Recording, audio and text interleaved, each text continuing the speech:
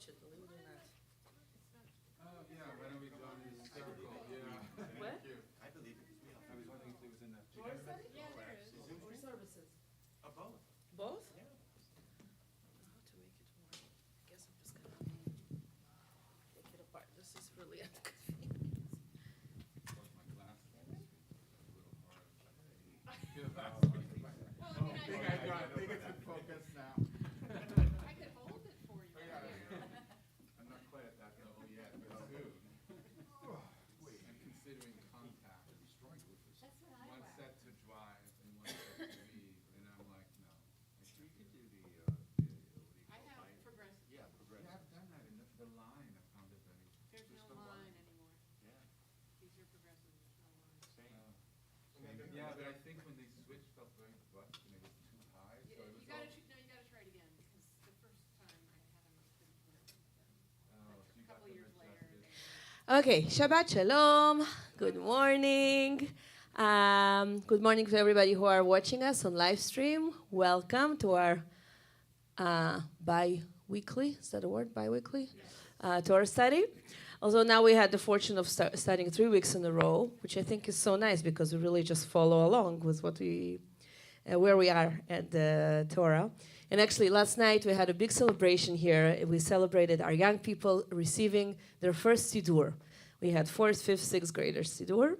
And there were many different beautiful things about it. First of all, we gave them the Siddur before we started. So for the first time, they actually prayed from the Siddur. They held the Siddur in their hands and they flipped pages just like adults and prayed from it. Because usually in Kesher, we have a big screen and slides, so they kind of look at the screen. So that was really, really cool. But also very often, the season that we are in the year, not necessarily aligned with what we read at the Torah in that particular time. For an example, now we are in Exodus and we're learning about the exodus of our people leaving Egypt, but that's not the time of year when we celebrate Passover. And then when we celebrate Passover later in the year, then we're reading about different other things. So it feels like it's not aligned, and especially for young people, it's always kind of a confusion. So yesterday was a beautiful moment when we got to the Mika Mocha. So Andrew Fomer, our youth coordinator, was leading it, and he said, finally, there is a correlation between the story that we read these weeks and what we're singing, because Mika Mocha is about saying thank you to God, particularly after parting the Red Sea. And we are saying the words, so it was aligned together.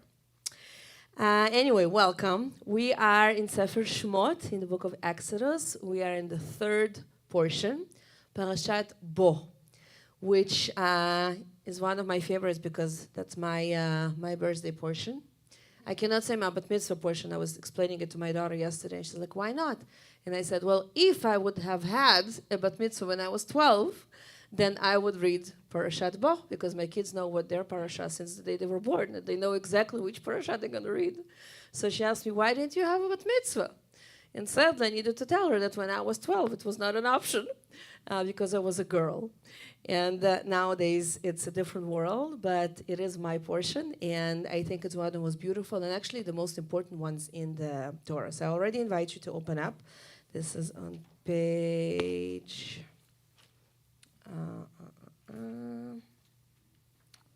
355.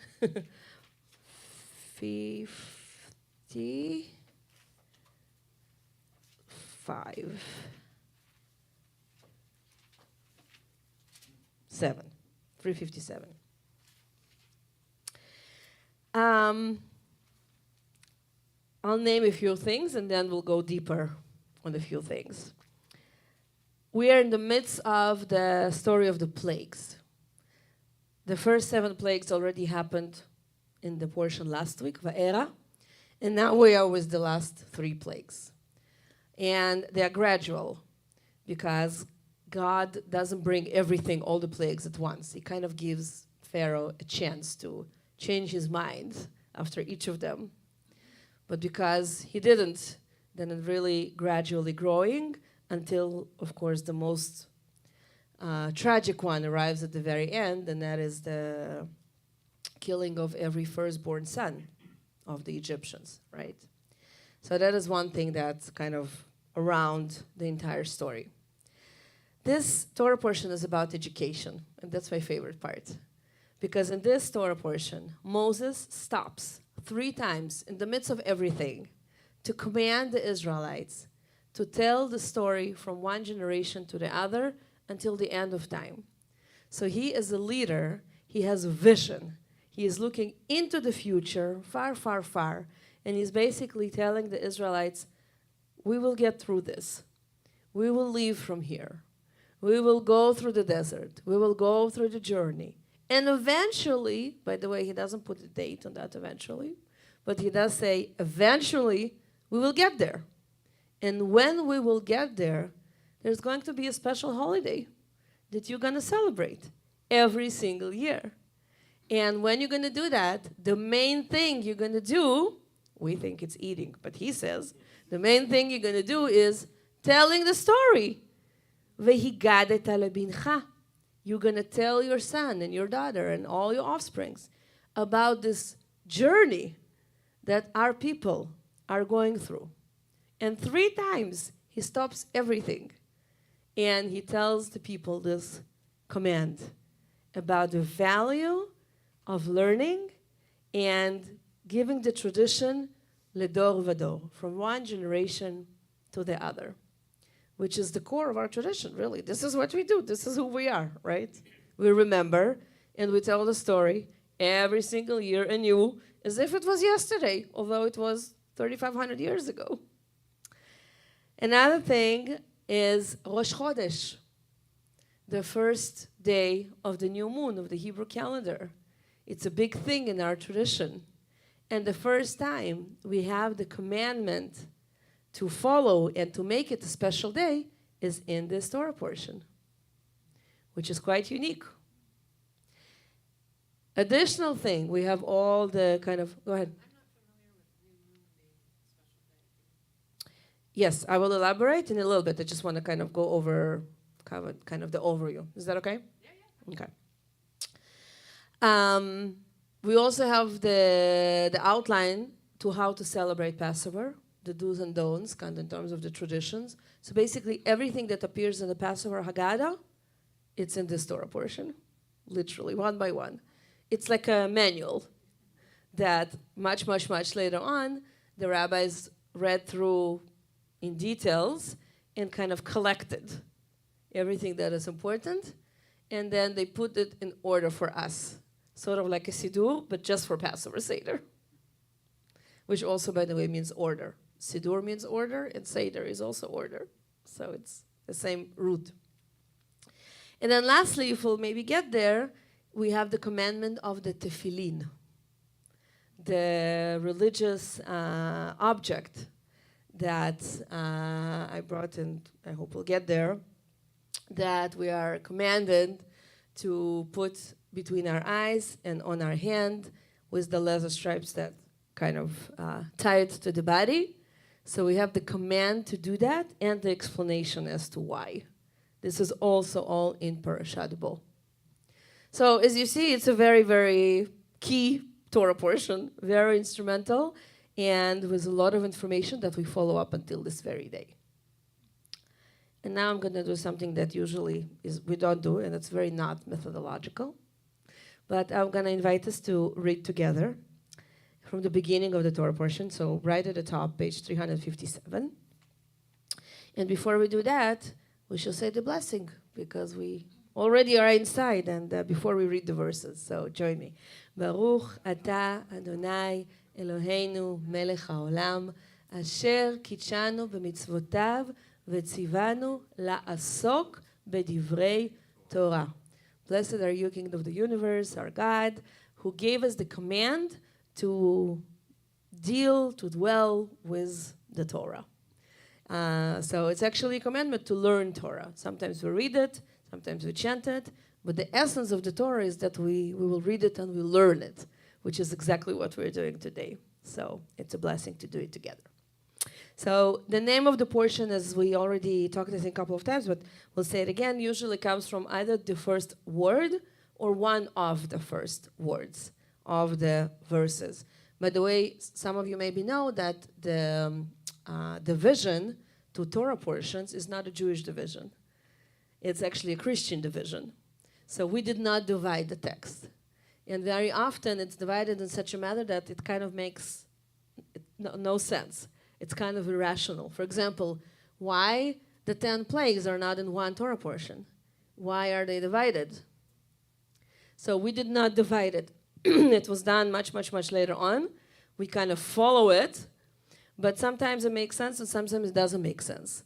So we really are not always kind of looking at the outline of where a Torah portion starts or ends, because sometimes there's a theme that goes over one particular portion to the other week or vice versa, which is kind of interesting. But nevertheless, the Hebrew names for the Torah portion, they don't follow any particular logic. They just look at the first word or one of the first words. So in this case, if you look for a minute just at the Hebrew, I'll read it slowly and then we'll go to the English. It starts with Vayomer Adonai El Moshe. Bo El Paro, ta-ta-ti-ta-ta-ta. So it says, then Adonai said to Moses, and then it's the command, right? What is he saying to him? Why would that not be left lefaro? That's a great question. Let's explore. Lech will be in English go. And what is bo? So actually, the literal translation of bo, it's come, which is fascinating because look at the English. The English says go. So if we would follow the English as the original, then what Jared has suggested will be very true. It should say lech.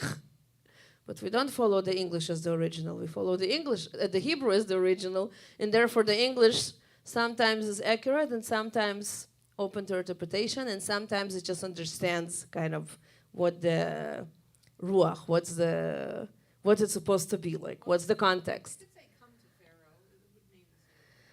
But it's interesting that actually we need a mic for those who are speaking. Let me see how we do that. I know. I thought we're gonna do it with this one.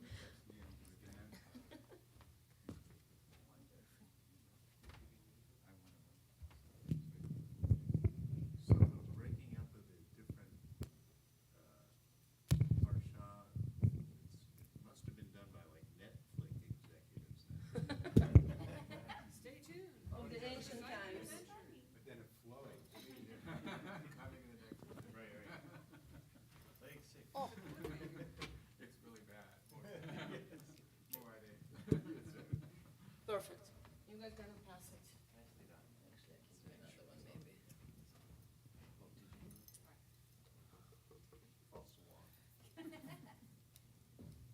No, but I can say one.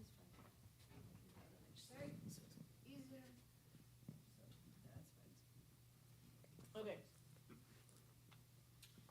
So bo is from the verb lavo in Hebrew, which literally says to come over.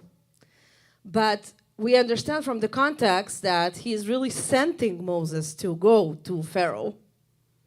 So it's an interesting choice that I guess here can be either way.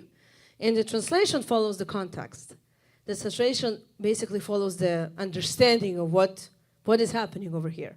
And what is happening is that God wants Moses to go to Pharaoh again and to tell him certain things. And that became the name of the portion. So you see, really nothing special about the name. Besides that, that's the sort of the word or the verb that is used in order to start walking, start going. Can we have the mic? Would you? Oh, can you hear me? I don't hear myself. Yes, yes. Okay. Would you mind translating it literally? Yes. Thank you. So, Vayomer Adonai, God said, El Moshe, to Moses. God said to Moses, Bo El Paro. So if I'm translating it literally, it really should say, come to Paro. But what he really means to say is, go to Paro.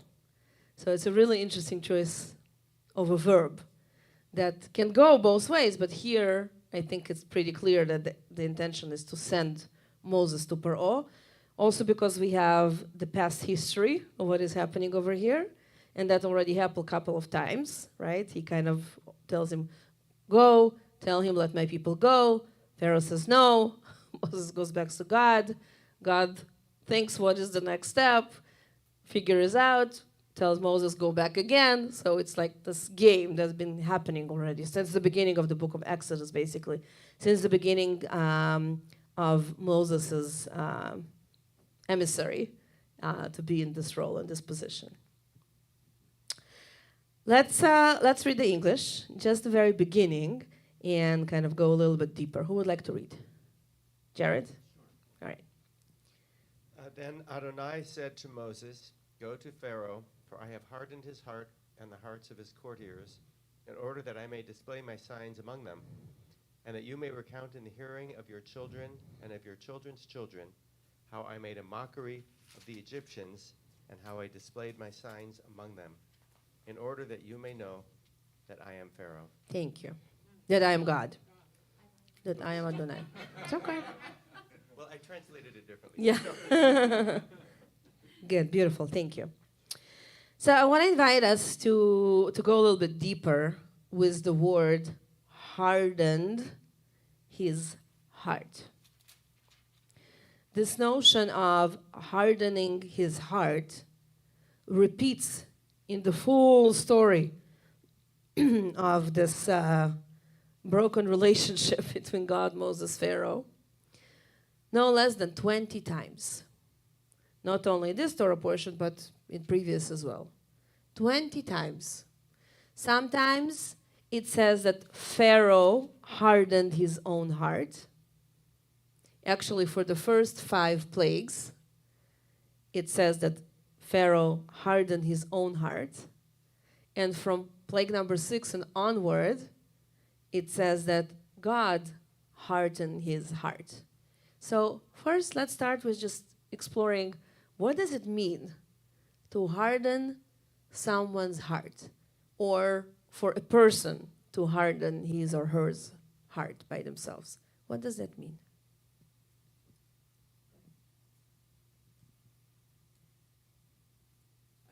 To me, it means that you may find yourself, somebody's asking you for something, or you're feeling something that you don't want to feel or you don't want to do, but you find yourself going, okay, well, maybe I will, but then you say, nope, I'm not going to do that for whatever reason you have.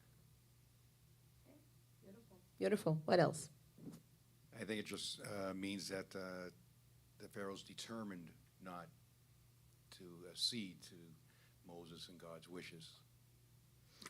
Beautiful. Is it negative or positive, or none of the two? Right, I think it's neither. Just with put I think closer. a hardening of the heart is, it's not receptive. It doesn't penetrate. It's sort of, it's a no, I think. So I don't think it's a positive or negative. I think it's on the situation, maybe. But also in terms of decision making, for Pharaoh and his courtiers, it's probably a positive that he's doing this, whereas for the Israelis and Moses, it's a negative. Beautiful. Let's look more into what you're saying, Richard. So what's the positive for the Egyptians and what's the negative for the Israelites? For the Egyptians, they feel that it's important not to let the Israelis go. And for the Israelis, they're on the opposite side, that it's important for them to leave bondage in Egypt. And why the Egyptians and the Pharaoh don't want to let them go? Because it shows them as being weak. Okay, interesting. Other thoughts? Thank you. They do all the work. Yeah. So it says several times that they are slaves, right? And they're really viewed as a possession. Because at some point, maybe we'll get there, after the 7th plague, Pharaoh kind of rethinks it, and he tells Moses, okay, fine. A few can go. And then he kind of asked him, so who will go? And Moses said, everybody.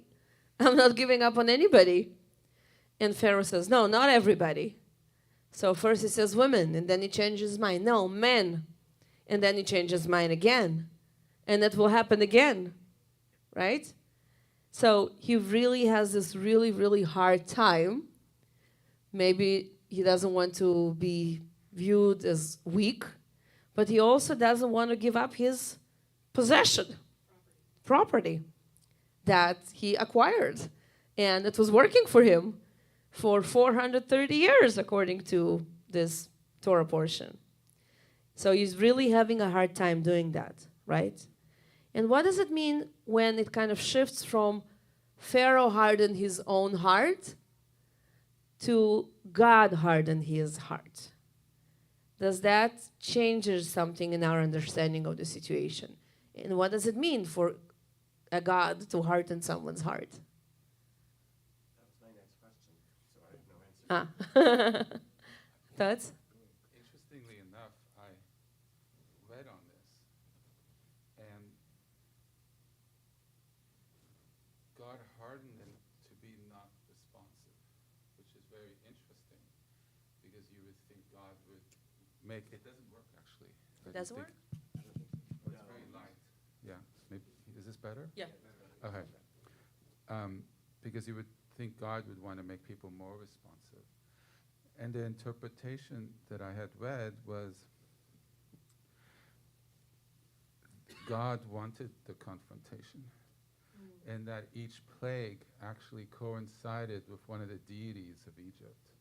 And we see it with the Exodus with the Jews, but God actually wanted to have a confrontation with the gods of Egypt, and each plague apparently coincides with one of the gods of Egypt, and he basically overcomes that god each time. So he wants Pharaoh to say no, because that's part of the proceeding of events that he wishes to occur, because it's very odd that God hardens someone's heart, because that leads to confrontation.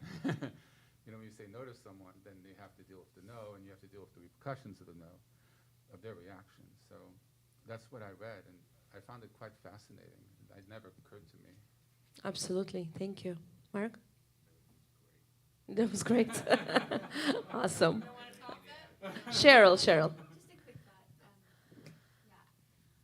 thought. I had the thought of hardening one's heart is lack of empathy. And I don't know, I'm trying to put that together with what we're talking about. So if the Pharaoh hardens his heart, then he's buckling down and he doesn't have any empathy. I mean, he sees the slaves as commodities, so he doesn't have to have empathy. So I'm just thinking about that way. And then if God hardens his heart again, is it like God is also closing, like you don't have empathy, you don't have care, you're just a cold, terrible person. I don't know. It's interesting because I was thinking something similar to that initially, that I think of it when someone hardens their heart, it's usually a form of protection.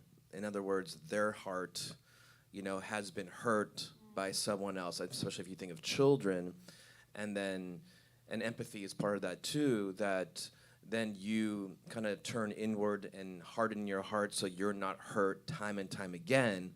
But when you do that, whether you become a parent or engage with anybody, but especially, with intimate people in your life, that heart that originally was hardened to protect you ends up harming other people because you're not able to love as fully, show as much empathy.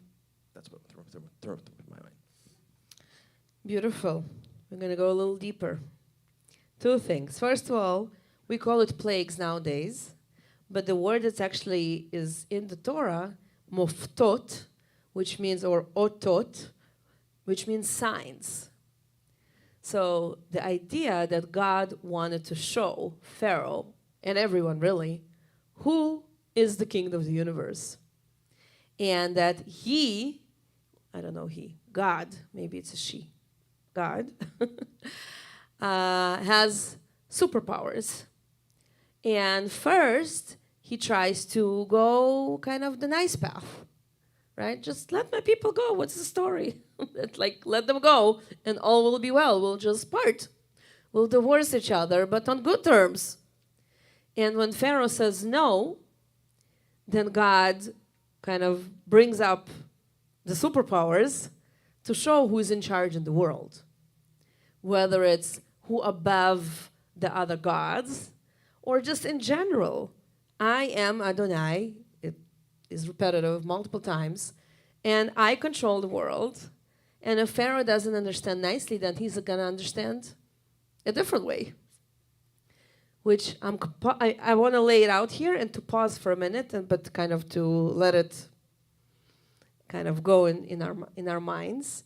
And then also I want to invite you to look at the word in English, very interesting. It says mockery. On the last sentence what Jared read for us. You see that? No. 357, when you look at the English at the top, on the last line, it says, I made a mockery of the Egyptians. And then it says how I displayed my signs. So the signs are what we refer to as the plagues, right? In order that you may know that I am God. But the word mockery, which is an interesting translation. So the Hebrew says, hit alalti.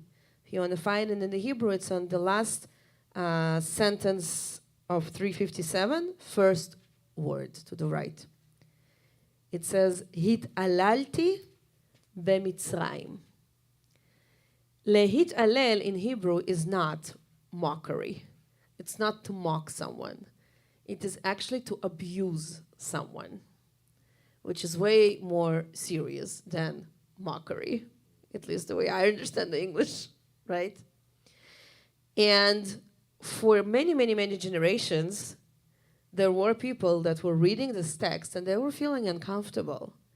They saying like, really? Like we want to show our power by abusing someone else? Or other words that we can kind of bring into that, humiliating someone else? Or like really being physical and violent towards someone else? Which essentially what is happening here was the 10th sign/plague, right? And then other interpreters looked at the word hit alalti, and they looked at the root of this verb, and they came up with another explanation that is much softer than the abusing route. Hit alalti also comes from the word alila, which means a plot of a story.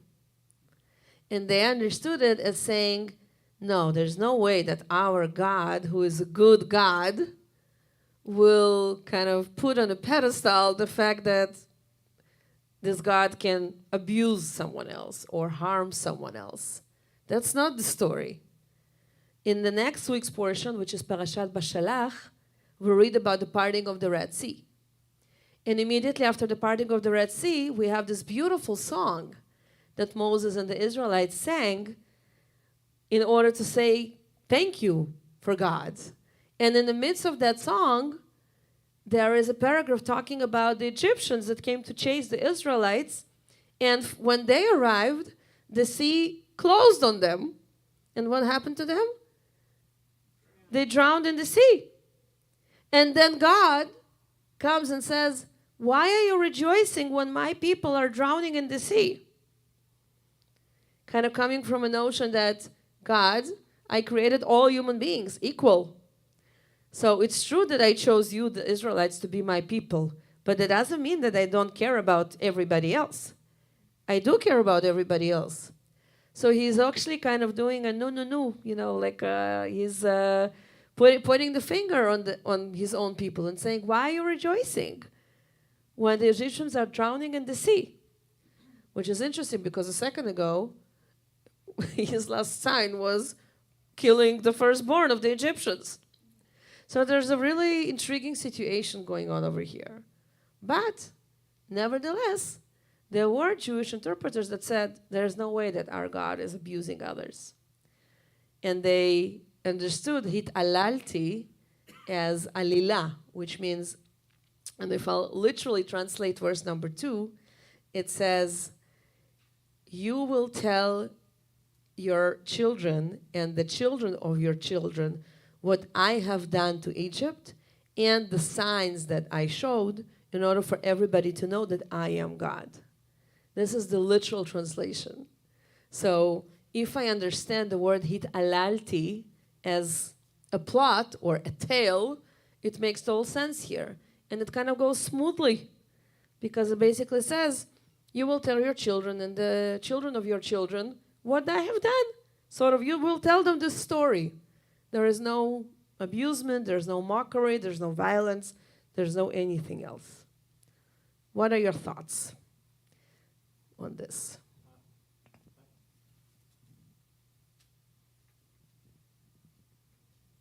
My first thought is this is a relatively, presumably evolved translation that we're using, and I'm surprised that they went to that, because even, okay, abuse is mandated report, mockery is not, but mockery is not something that one would be proud of.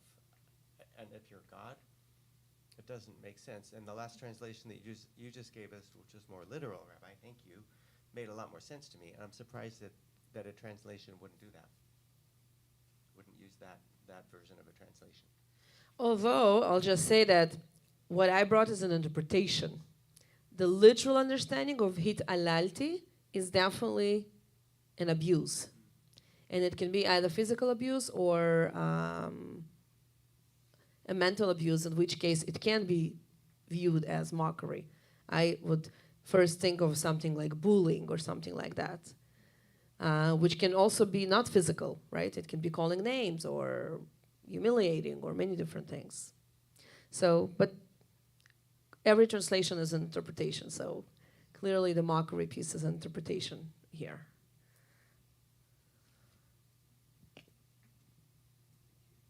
A couple things. One is, we have to look at it from where we sit to that time, and mockery abuse was probably a lot more okay than it is today. The other way that it might be is that words change over time, and this was thousands of years ago, so it could have had a lighter meaning or a heavier meaning, than we're sensing. And the other thing that occurred to me is, well, we were doing that thing for the new interpretation of the Torah. I wonder what they're going to do with it. Yeah.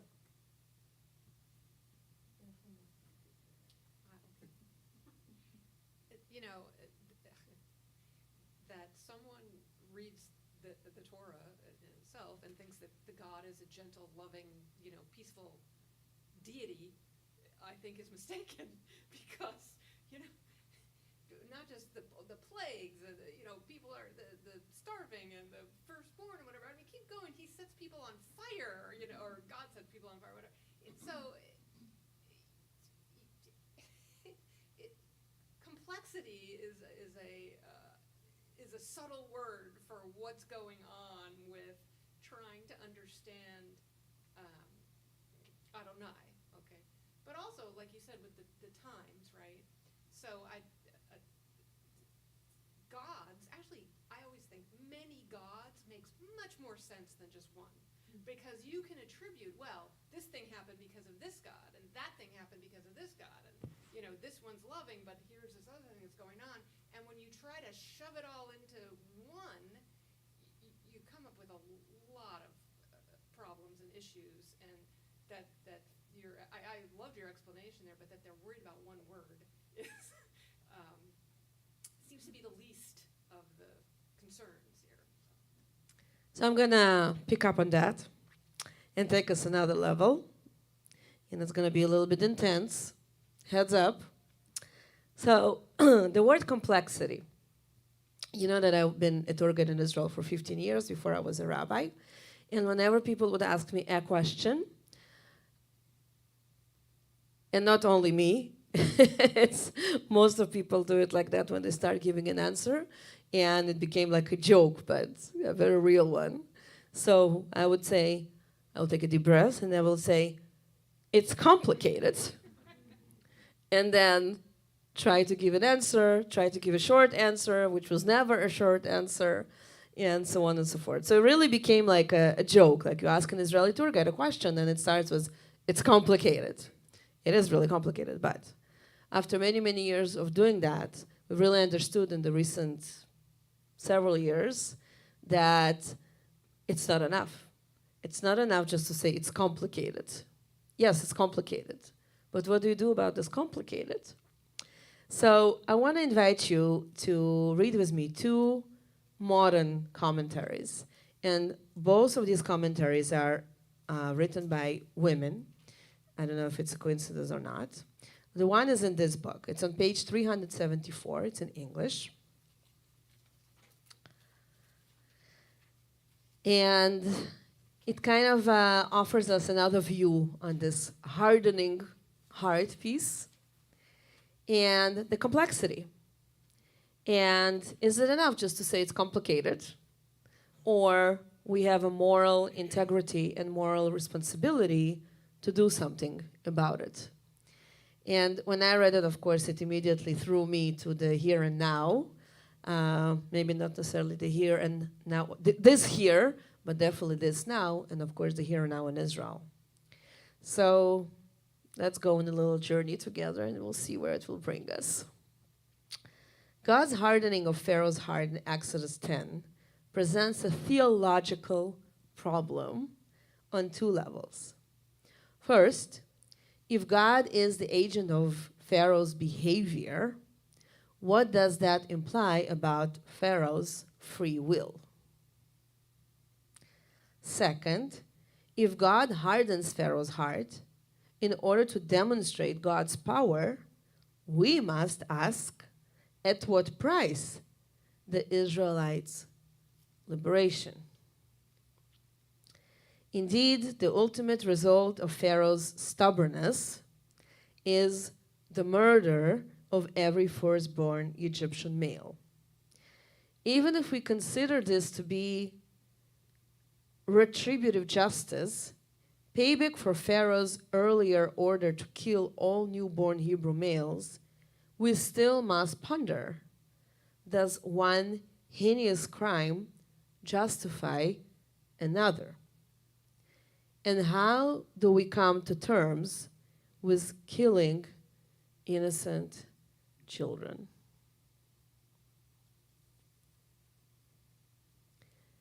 And I will add another question, and we'll pause here for a minute. What is the moral compass in a time that we are being assaulted in a terrible way? And there's clearly a response that needs to happen. In what scale? To which extent? Is revenge part of it? Is something else? So kind of with the inspiration of the text and of this one paragraph that we just read, what are your thoughts? It's almost, does the means justify the end? So you're right. I've never thought of it this way, because it was, we'll say, the plagues and the last one was God's way of showing his omnipotence over the Pharaoh, that he is the Almighty God. And now, in terms of the morality of it, it's like if everyone's his children, he's killing his own children. And that's really, how do you justify that? And of course, the justification is after that, the Israelites are allowed to leave Egypt. So for the Israelites, they do gain their freedom this way.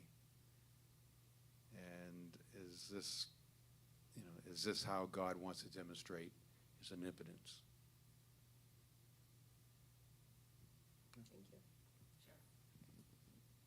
Just quickly, my thought is more a question.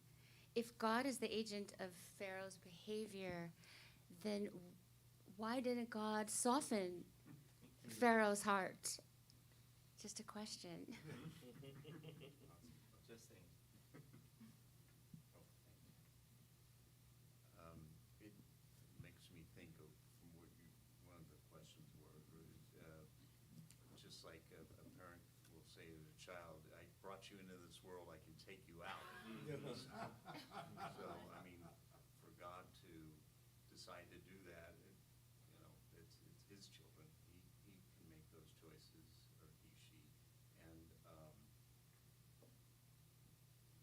And, sometimes it brings up, the moral in the current Israel-Hamas conflict.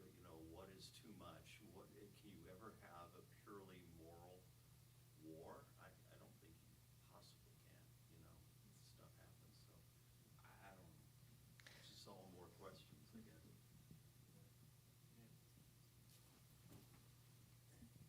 Just to tag on to that and these thoughts, I'm not totally taking a side here, but an answer to how do you justify and how do you reconcile that is to preserve the lives of babies who are going to be born.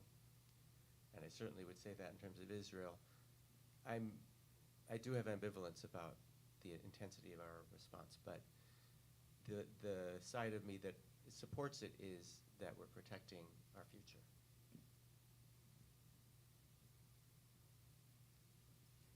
All right, let's read a little more.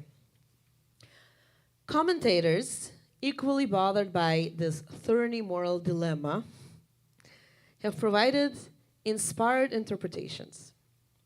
With regard to the question of free will, some interpreters know that during the first 5 plagues, Pharaoh hardens his own heart.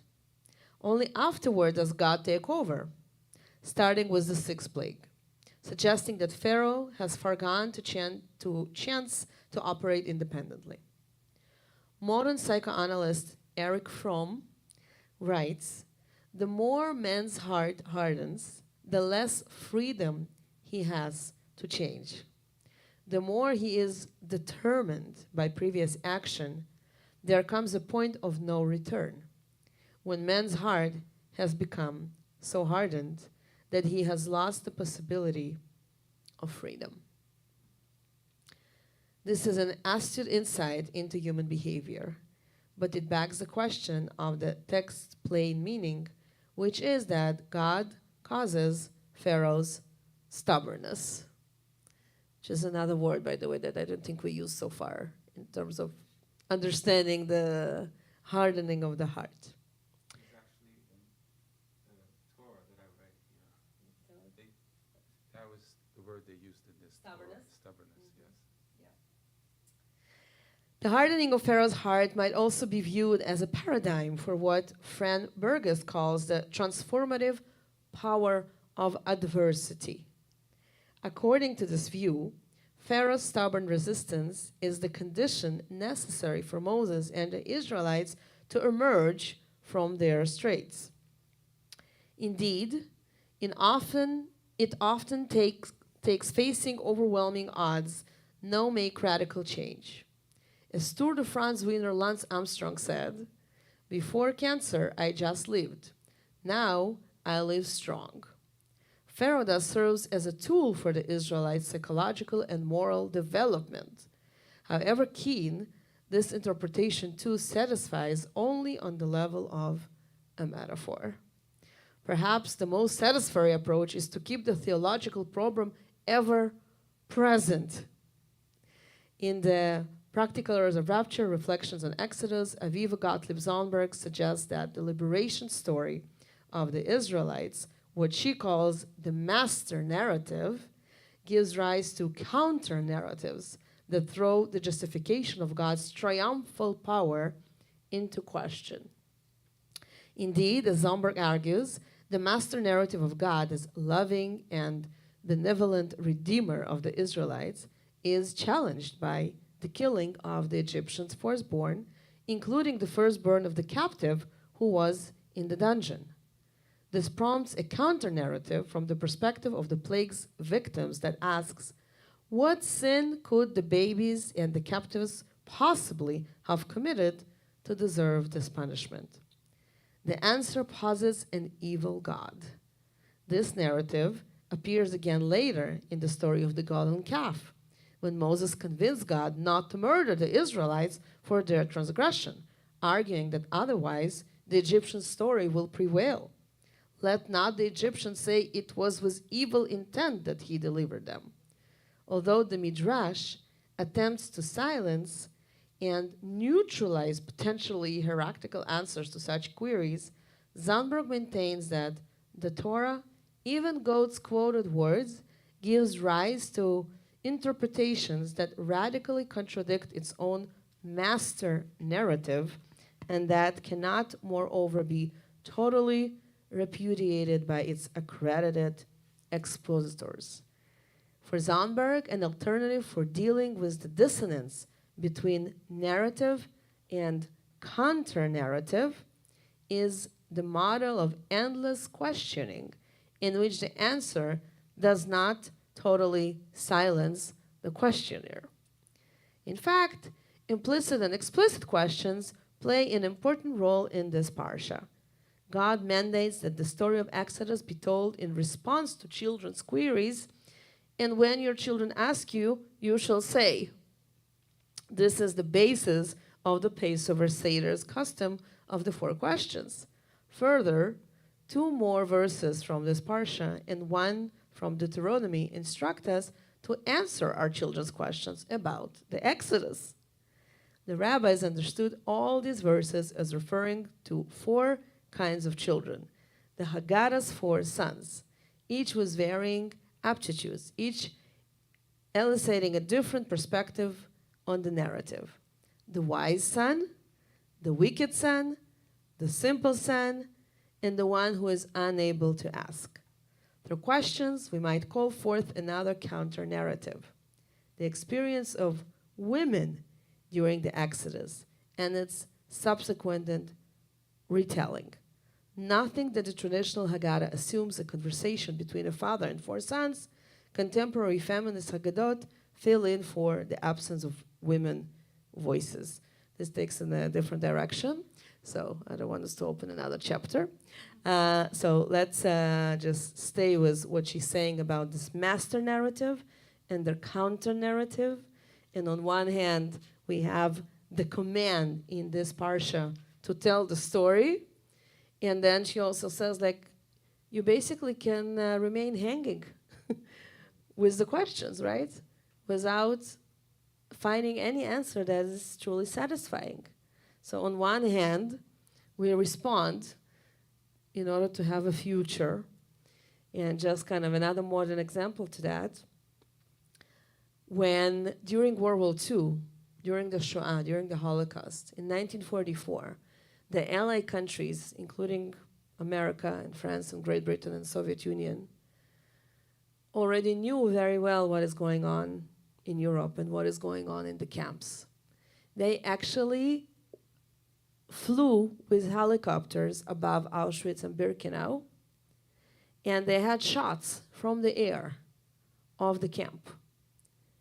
And they had prisoners that were able to escape that were sitting actually with President Roosevelt in his office as he had the map, and they were showing him and explaining to him what is the meaning of each building in the camp, including the gas chambers and the crematoriums. And in 1944, it was already clear to everybody that Nazi Germany is going under and they're going to lose the war.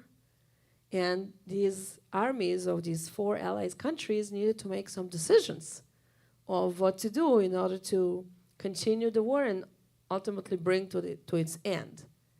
And one of the major questions was whether they should bomb from air Auschwitz and Birkenau.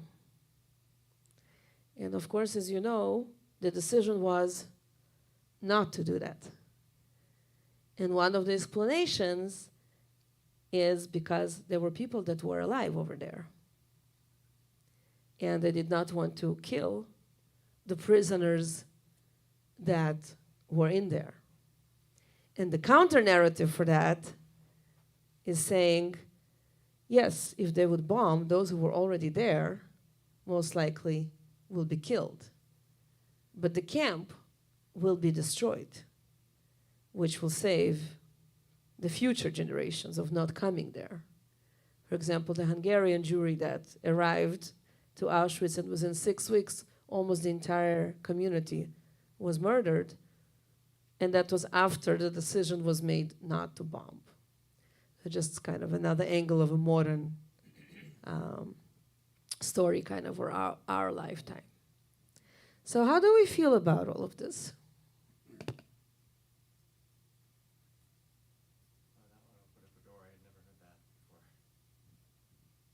No, but I had no intentions of saying it ahead of time. But when you said what you said before, Jared, so it kind of immediately connected. Other thoughts? Well, with all of this, at the end, what is God trying to do by freeing the Israelites? He's not only freeing the Israelites, he's also telling all the other peoples that he is the God and he is stronger than all the other gods. Because if I remember that at the time, even the Bible says there are other gods, and God is showing that he is the God. And by taking away Pharaoh's free will, by hiding his heart, but he is able to set the example that he wants to achieve.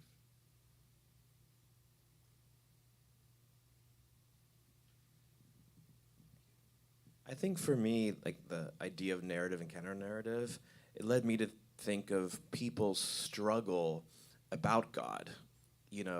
Does God allow these horrible things to happen? Does God cause these horrible things to happen?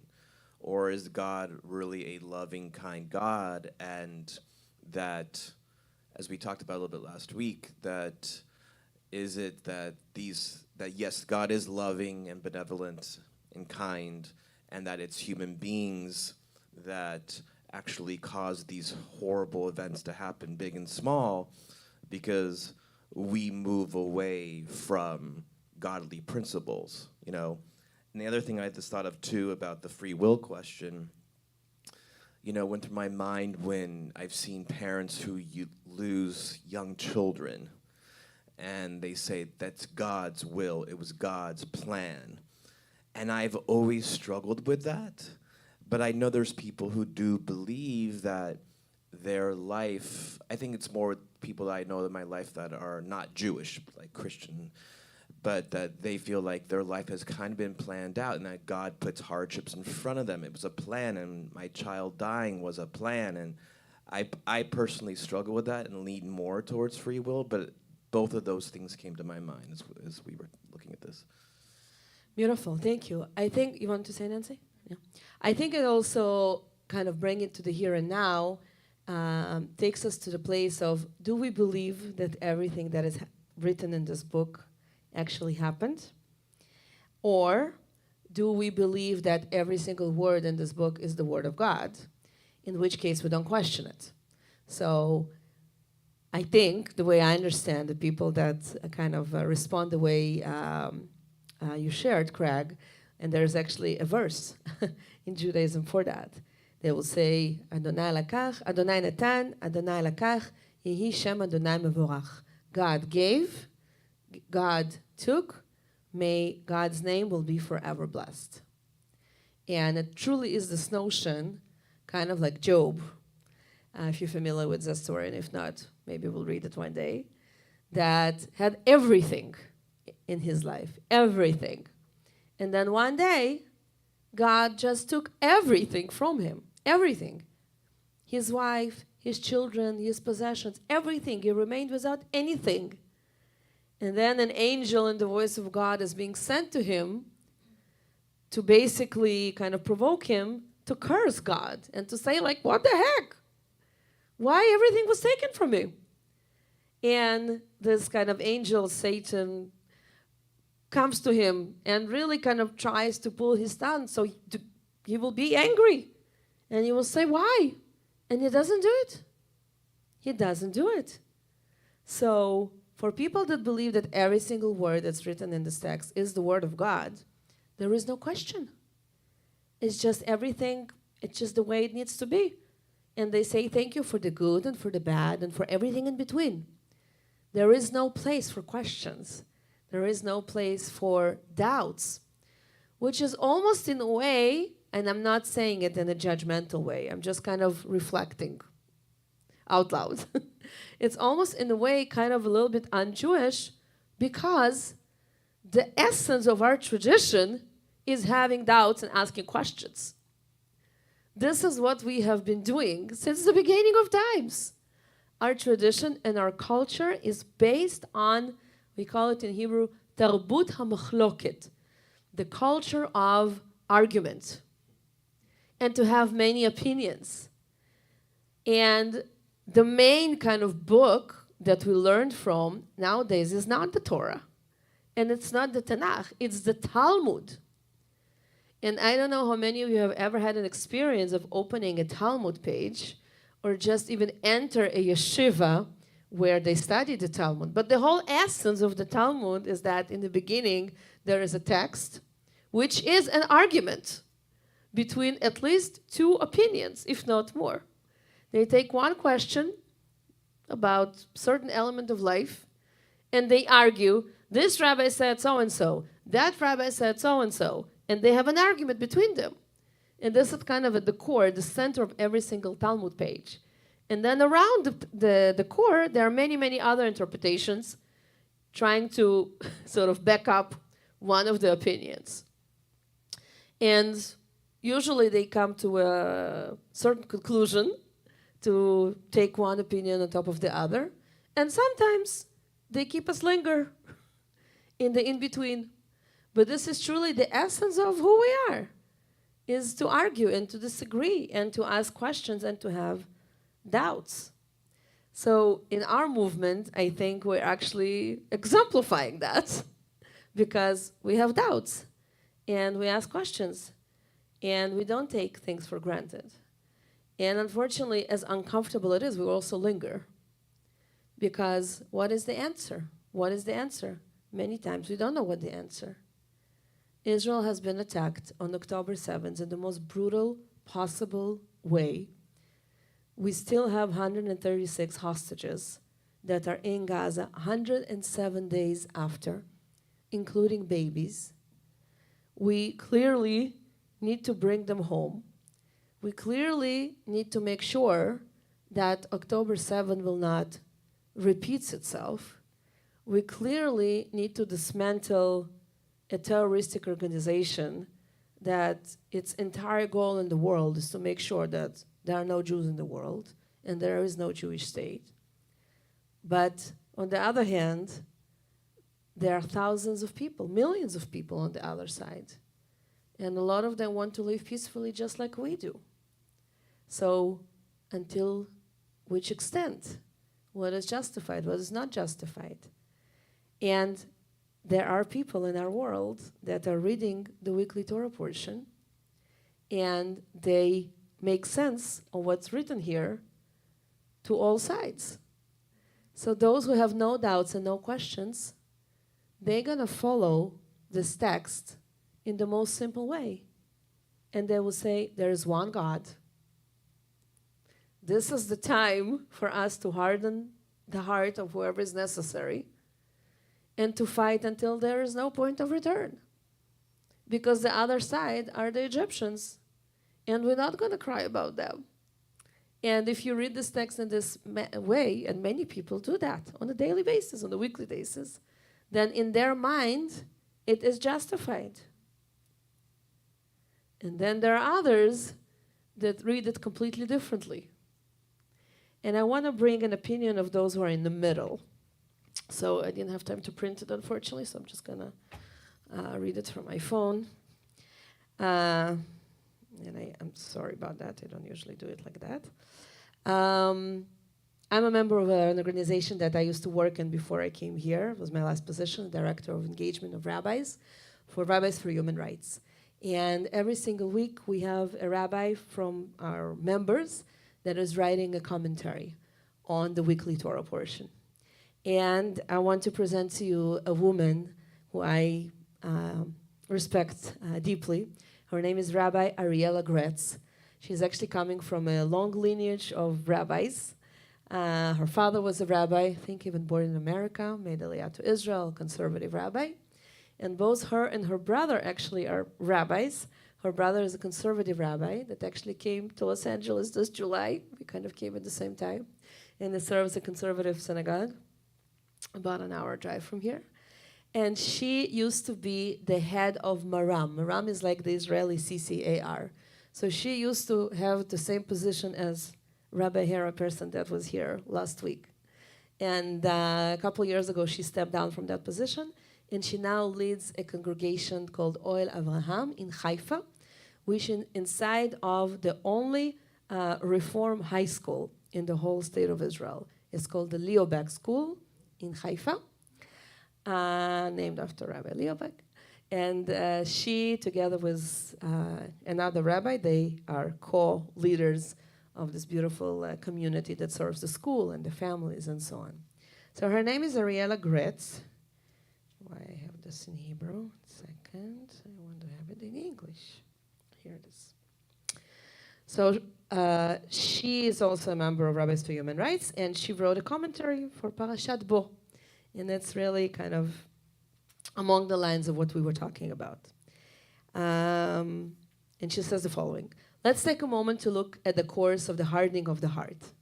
Before the first plagues of Egypt in Parashat Va'era, last week's portion, God says, "But I will harden Pharaoh's heart, that I may multiply my signs and marvels in the land of Egypt." The hardening of Pharaoh's heart is mentioned no less than 20 times throughout the story of Exodus. In some cases, Pharaoh is one who hardens his heart himself, and in other cases, God is described as the one hardening Pharaoh's heart. The Torah uses different verbs to describe the hardening of the heart: to strengthen, to stiffen, to harden, and to be stubborn. In the first 5 plagues, Pharaoh hardens his own heart. Only from the 6 plagues onward is God mentioned as one who hardens Pharaoh's heart. As we arrive to Parashat Bo, we find, and then she basically quotes what we've read, verses 1 and 2. And then she kind of opens up this idea of abusing and mocking. And she brings this beautiful commentary by Rabbi Chaim ben Moshe ibn Attar. He is a rabbi in Morocco who was active there in the 1800s. And she brings this interesting commentary of how he understood the word lehit alel, to abuse or mockery. So this is what he says.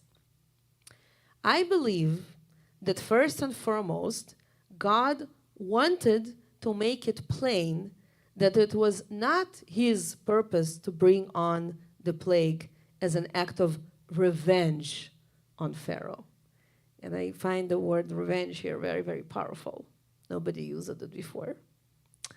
Rather, not a revenge, but the miracle was designed to strengthen Israel's faith in God so that they would remember these miracles forever.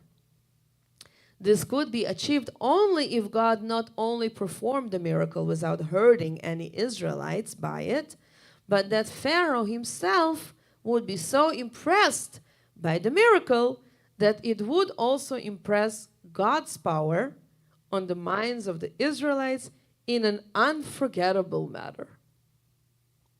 This is one thing that he says. And then another piece of the same one says the following. God also hinted at his attribute of mercy when he smote the river. He wanted to give Pharaoh a chance to repent when the latter realized his awesome power as manifested by his turning the river into blood. If not for the attribute of mercy as presented by the tetragram, God would have already killed Pharaoh outright at this stage. But he did not do that because that was not the intention. And again, he only wanted to show his powers. And then Ariella kind of uses these two quotes, and then she says the following. Without doubt, our world is not an easy one. Violence and exploitation exist in abundance. I want to believe that God we believe in is a good God. I want to believe that our story of Exodus is one not only of freedom, but of free choice for our people, but also of equality and fair treatment, even for our enemies. We learn from this parasha that although many times we must use force to protect ourselves, we must do it without humiliation, abuse, or degradation.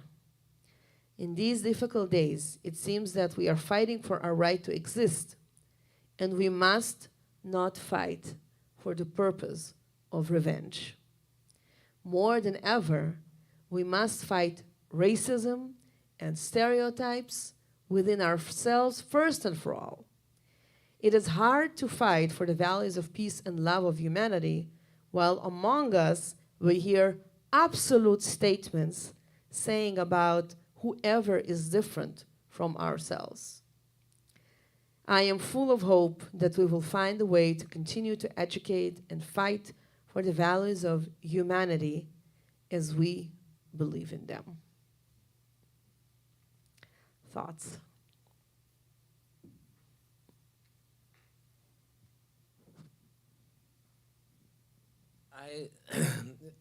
Excuse me.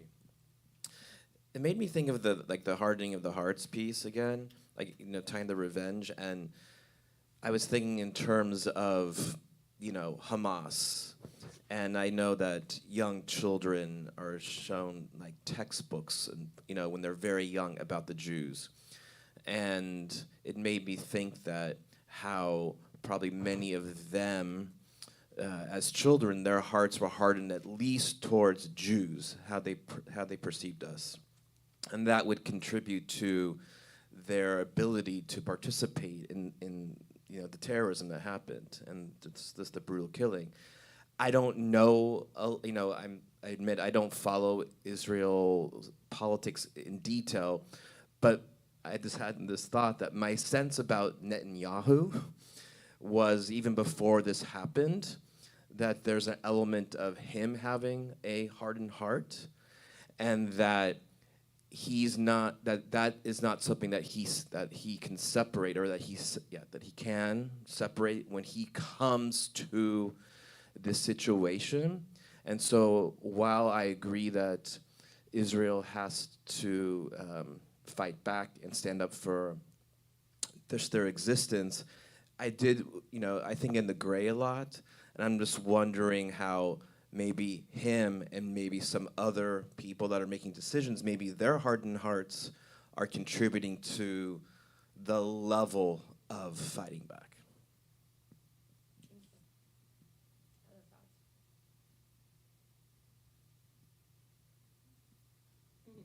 Just what you said rang a bell about thinking about people in power who have hardened hearts are dangerous. And we're facing that possibility. So,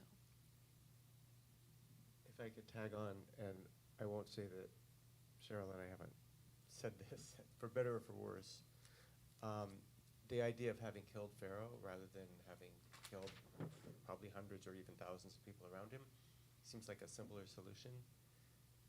And I don't know if I should go on the record as saying this. Let me just say it more generally, that sometimes that seems like a simpler solution. Leave it at that. Too bad you're on camera. can we discern between fantasy and Thank you, yes.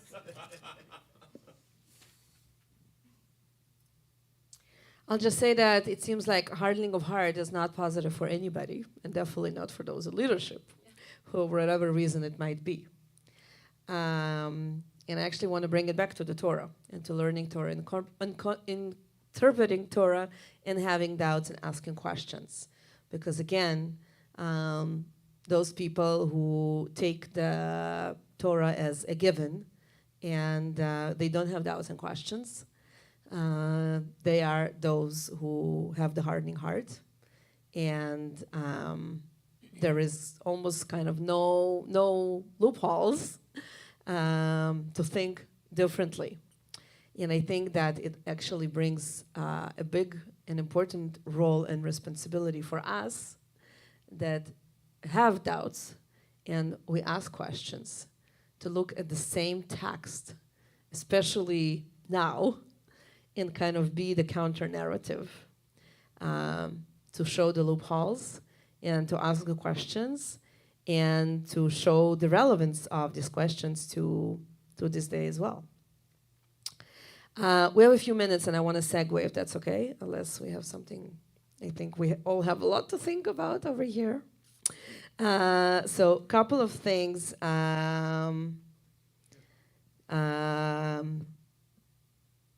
Really kind of to embody a lot of our traditions that are in this portion. Please turn to page 363. The beginning of chapter 12. You see that kind of in the middle? I'll read the English. Adonai said to Moses and Aaron in the land of Egypt. By the way, notice how much teaching Moses does while they're still in Egypt. And he really kind of a leader that holds this vision. He has this vision of the next day. And I think it's so important and so hard at the same time for any leader to have this idea, or at least the beginning of an idea, about the next day. Again, going back to Israel, I think one of the biggest challenges is that there is no vision for the next day after the war. Nobody holds that vision. And this is one of the defaults, because we have to have the vision of the future, and at least something, a seed of how this future is going to look like, right? So I think it's just incredible how much teaching Moses is doing while they're still in Egypt. And he is this kind of leader that holds the vision for the future. And he basically plays out so much of what we're doing today while he's still in Egypt. And one of the things is the beginning of chapter 12. God said to Moses and Aaron in the land of Egypt, "This month shall mark for you the beginning of the months. It shall be the first of the months of the year for you. Speak to the community leadership of Israel and say that on the 10th of this month, each of them shall take a lamb to a family, a lamb to a household, and so on and so forth." So first of all, the months that he's talking about is the month of Nisan, which is the month where we celebrate Passover. And at that time, and for many actually centuries afterwards, the Jewish New Year did not start in the month of Tishrei, and there was no Rosh Hashanah. Rosh Hashanah was in the month of Nisan, because that used to be the first month. And many, many years afterwards, it's changed through many reasons, mainly connected to the way agricultural calendar works. And the New Year became the month of Tishrei. But in the Bible, it wasn't. At the time of the Bible, Rosh Hashanah was Nisan, the month of the Exodus. And here he also brings them that this month will be the first of the months, and you're also going to celebrate the first day of every single month. In other places, Nancy and everybody, we have teachings that the first of the months, the celebration of the new moon, was also a very special day for women. And that's why we have Rosh Chodesh group here and in many, many other places in the world. This was a day that women traditionally would not work, will not do house chores. They will come together, they will celebrate, they will sing, they will dance, they will eat. But here we have the small seeds of that happening. So this is one thing that I wanted to show you. Another thing, please turn to page 366. So as I started by saying that we have 3 times in this Torah portion that